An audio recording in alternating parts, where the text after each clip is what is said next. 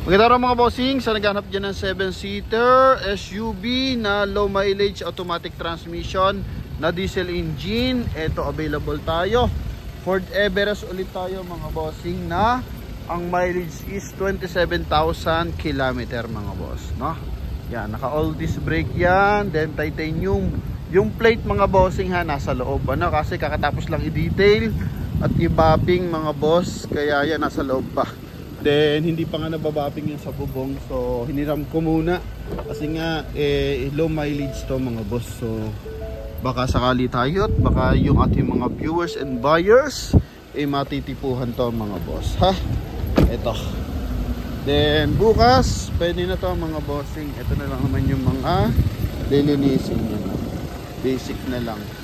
Okay, so sa mga naghahanap, ito na mga boss, 2017 Ford Everest Titanium na makina na ito mga bossing, 2.2 liters na 6-speed automatic transmission. So front area is naka-projector. Mamaya ko na lang babanggitin yung kanyang plate kasi nga nasa likod, no?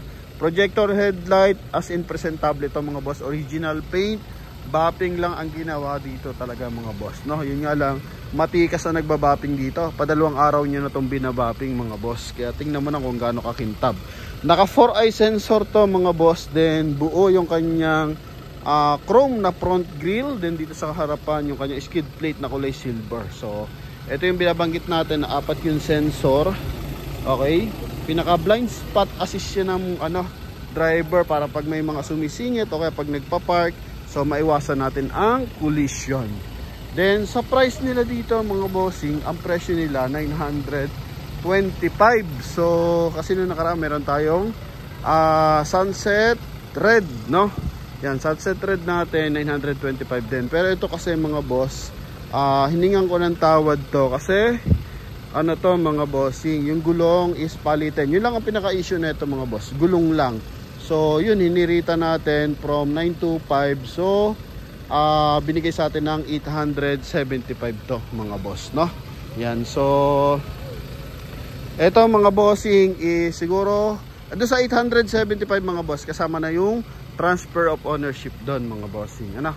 Yan, then eto naman yung nakarang kasi titanium plus, so 960 yon, nakuha natin yun ng 925. So nasold na agad yon.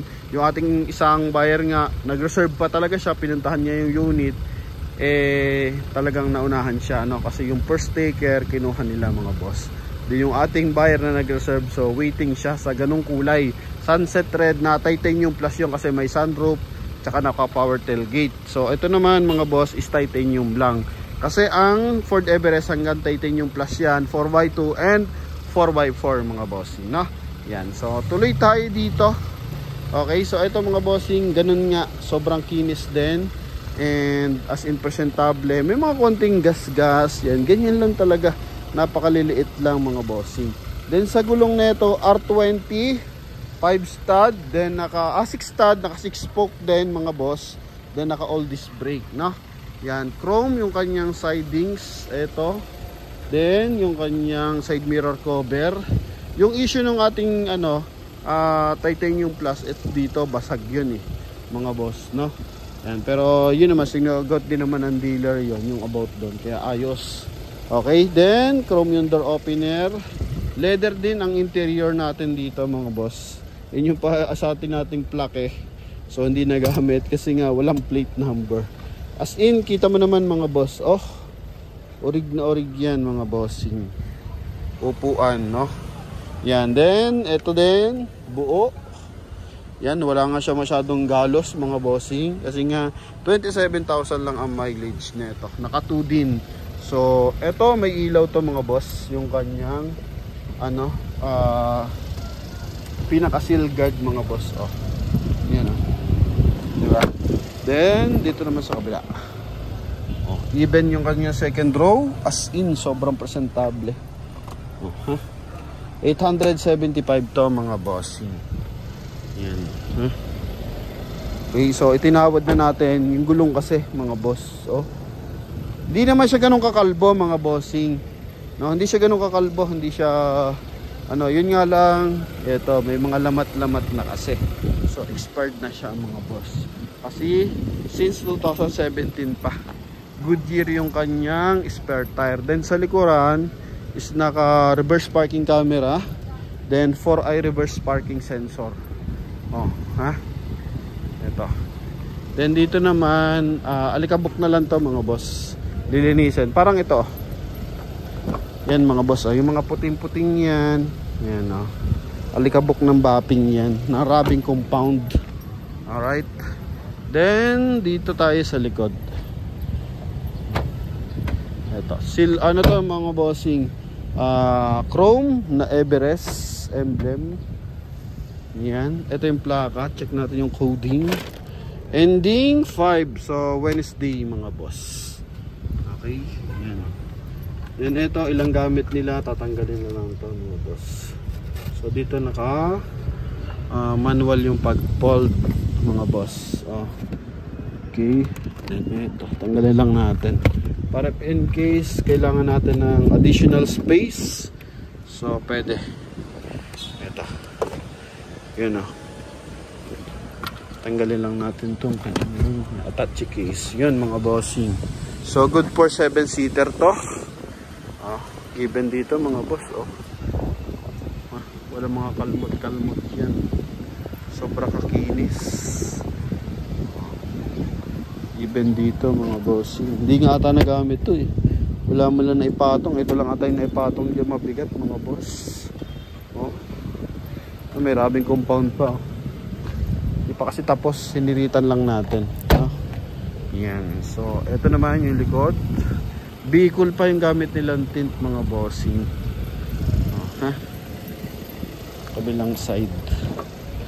Lahat ng window original. Yan Ford.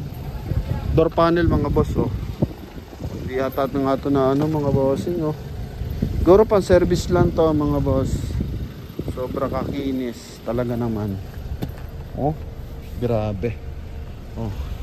Inoffer ko to dun sa ating buyer na isa.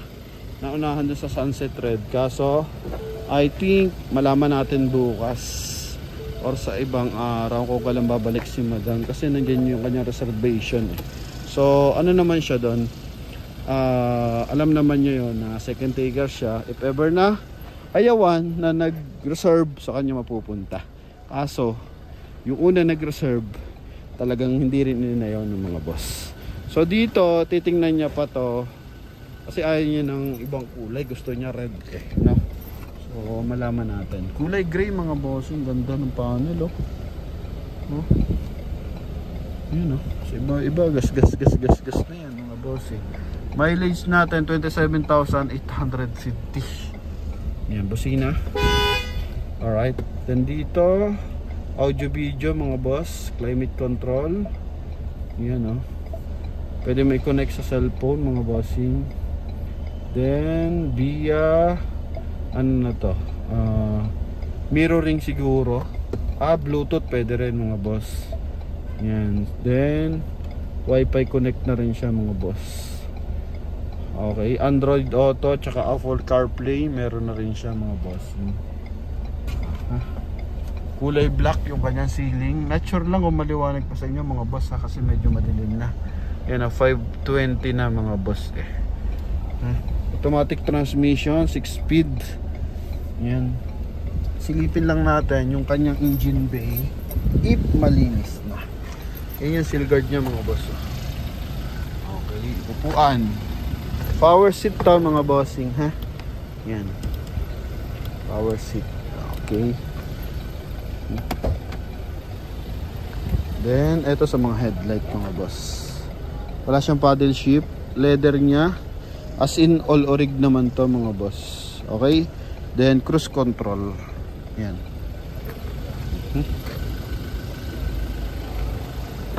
Side mirror check pala natin. So power fold ang side mirror natin dito.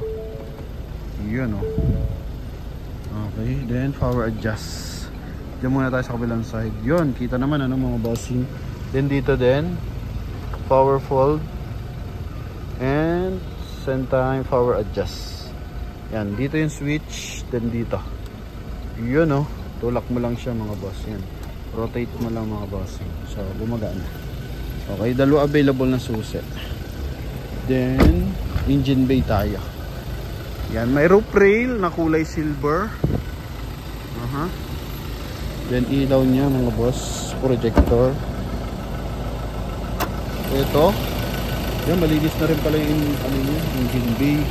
So meron siyang hydraulic assist mga boss, para kung babaeng gumagamit, hindi mabibigatan, convenient kung tawagin mga boss, no? Okay, ganda ng timing ng makina mga boss. Kompleto pa sa mga sticker, markings, goods na goods pa. Motolite gold ang gamit na battery. Pattern pa lahat ng mga markings niya. Yan. ABS. Yan. Then dito sa makalulang side, meron pa rin kasi hindi naman makita. Yan. Connected sa connector. So yun lang mga bossing, buo naman lahat ng panel. Wala nang issue ng bangga, binaha, or any. Ano mga boss, yan. Kung interesado dito, 875 mga boss. Gara oh. Basta yan mga bossing, 925 ang kanilang asking dapat.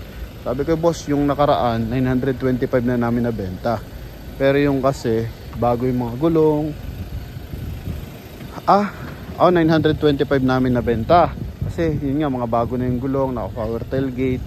Then eto, yun, hinirit natin. Sabi ko, kaya ba to? 825. So pinag-isipan niya muna mga boss. Then yun, binigay na sa atin. So gulong niya makapal pa ito mga boss. May himulmol pa eh. Good as brand new pa. Pero hindi na buo yung himulmol.